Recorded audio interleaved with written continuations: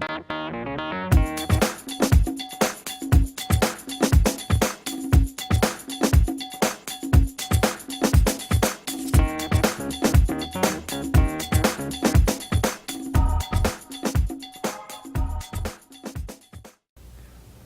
to the Informed Entrepreneur Series. My name is Forrest Williams with the Opus Group of Virginia.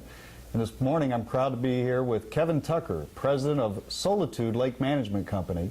And we will continue our series on members that are involved with EO, or Entrepreneurs Organization. Kevin, thanks for having us here this morning. Thank you. I guess first off, just to start off with, why don't you tell us a little bit about your business and what it is and how you got started in it? Well, Solitude Lake Management is a company that's geared around managing freshwater, improving water quality. We work on lakes, ponds, stormwater retention facilities to take care of any sort of nuisance issues that happen in water that affect water quality. We manage fisheries, we install fountains, aeration systems, and generally we do all the things required to keep a freshwater body in good, pristine condition. Now, typically I ride by a lake and I just think it's au naturel. So who are your customers? Who is it that hires you to manage a lake? Most of our clients are homeowners, residential homeowners associations, commercial developments, golf courses, municipalities. We do a little bit with Fish and Wildlife Services for the state and federal governments and a lot of their open natural areas. But it's a pretty broad mix, but a lot of it's geared around planned development where you've got stormwater retention ponds and lakes built into an overall design development. And how did you get into this? It's not the typical run-of-the-mill type of business. It's certainly unusual. How did you get into it? Well, I went to school, got a degree in business management and concentration in finance. And after that, I also had some experience in horticulture with landscape design, build type services.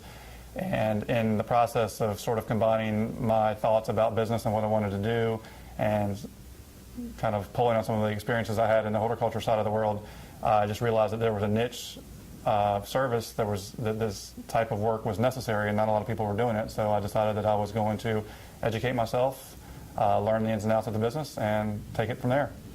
And your business has grown fairly well through the years. Tell me about that. How many employees are you up to now? Well, we currently service 9 states. We have 20 full-time employees on staff. And most of the folks that work here doing the field type of work are degreed aquatic biologists, environmental scientists, ecologists, forestry type folks. And so we have a lot of very specialized, highly educated people out in the field doing the work that we do. And then we've got a support staff as well that specializes in accounting and marketing and the other types of things that are required to run a business effectively. So if you serve multi-states like that, I'm sure one of the challenges as a business owner must be managing a multi-state operation, having employees all over the place. Tell me about some of the challenges you face with that.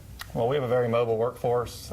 Technology has helped with that. Every one of our vehicles that's out in the field doing work has a laptop on board, so they're synced up to our servers in our office and connected to us at all times. So our entire service system is run through, wirelessly through laptops, paperless, which sort of fits our environmental model of being good environmental stewards. And it takes a special person who's a self-starter, who's motivated, who can take responsibility for themselves and go out and know what they need to do. And it is a challenge because we don't necessarily all see each other as much as we would like, but at the same time, we have a lot of independent, free-spirited people who love nature and who really care about the environment, and it's been a pleasure to be part of that. How often are you required to travel and visit these other locations? Do you do that often? Myself personally? Mm-hmm. Not as much as I have as we were growing. As we've grown, we've been able to bring people on board in a more of a management capacity that have the ability to do the scientific side, but also to run the various offices. So we have a very, what I would say, very good structure here. We have a very good foundation with a lot of good people who I can count on to be responsible for some of the areas, so it doesn't require me to be physically present in all these areas like it once did.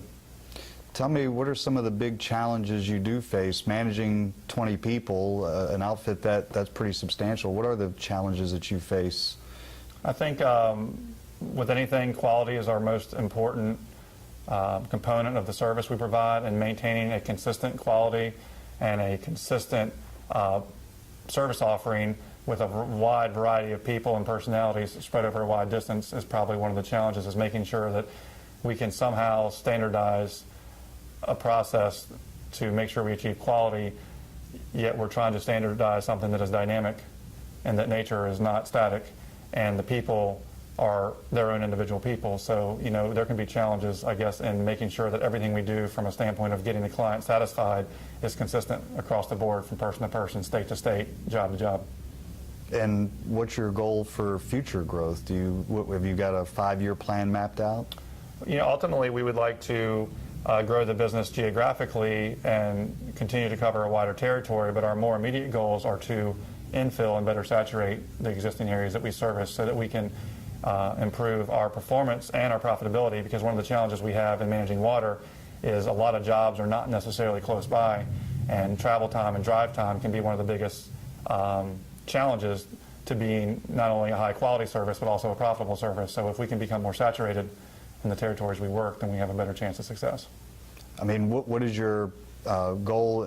Do you see this being a national outfit that you could have literally cover the country with? Is that in the cards for you? Is that more than you think you can bite off? No, I think that's definitely in the cards, but it's going to be methodical, and it's going to be selecting markets that we feel we can have a positive impact that will be a good market for us, and it won't be as much about covering the entire country as much as it will be about covering the areas that could use our service the most and that we feel we can have a positive impact. Is there a lot of competition in this field?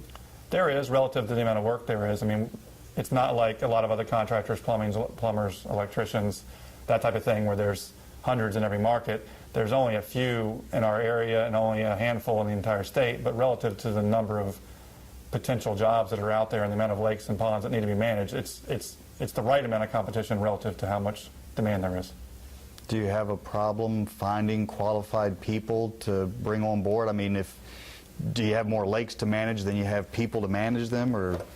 Well, I'd say that the challenge there is not so much finding a quality person from a standpoint of knowledge of the science. It's more finding someone who is committed to the mission, doesn't mind being on their own, and is able to be out in far-off places on their own and be successful without necessarily having other people to support them. It takes a special kind of person to be self-sufficient in that way. And so our challenge, staffing-wise, is more having the right, highly motivated, self-sufficient mentality than it is finding someone with the actual knowledge and skill set. Because the knowledge, there's a lot of people out there who can either know or can learn what we do, but the most important thing is finding the person with the right work ethic and the right mentality. I know as a business owner that finding good people is tough, but keeping them is probably more important once you find that person that really fits. What is it that you do that makes people want to stay with Solitude? Well, that's a good question, because it sort of fits into the whole premise I had when I started this business. I basically had a couple of things I wanted to achieve. I wanted to find a niche that not everybody was doing, that I could charge a fair price, that I could actually make a profit with it, and I could afford to pay as few people as possible a lot of money to do it. And so I think that has continued with us as we've grown, to where the people that work here have to work very hard and have some long hours, but I'm able to pay them at the top of the market for what they do, and that is able to allow us to keep good people. And then in addition to compensation, I think we've developed a culture that encourages people to be personally successful in addition to professionally successful. So I think when you combine it all together, it's a lot of hard work and long hours, but I think we've got people who feel appreciated and feel well compensated for their time. What do you think are the biggest challenges that are facing your particular industry? Government regulation is probably the biggest. As you might imagine, the environmental regulation climate is definitely not becoming less stringent. Unfortunately, a lot of government regulations, as is typical in a lot of places, are ill-conceived. A lot of them are duplicative. A lot of them require a lot of extra work for no real gain. And when I say no real gain, I don't mean no real gain to us. I mean they don't result in any real gain for the environment. I think that's probably going to be the biggest challenge, is to keep our customers informed of the regulatory changes, get our customers to understand why these things are necessary to meet those challenges, even though those challenges do not provide the customer with any additional value. That's a huge increase in cost, but the clients don't see any value in that, so that's a huge challenge to keep people moving in the right direction and having to spend more money when they're not getting anything more for it. But it's not because of the service, it's because the government regulations are dictating that things cost more. We're both members of EO here in southeastern Virginia. I guess first off, how do you assess the business climate here in the Hampton Roads area? I think the Hampton Roads business climate, what I see, is pretty good overall. I know my business personally, we've been growing consistently every year that we've been in business. We've never had a year where we weren't growing over the previous year since I started the company, so I feel very fortunate. I also feel like I should probably knock on wood sometimes when I say that because I don't want to jinx us. I think we're also insulated a little bit in that we cover an area greater than Hampton Roads, so we're not beholden to any one market's success in order for us to be successful.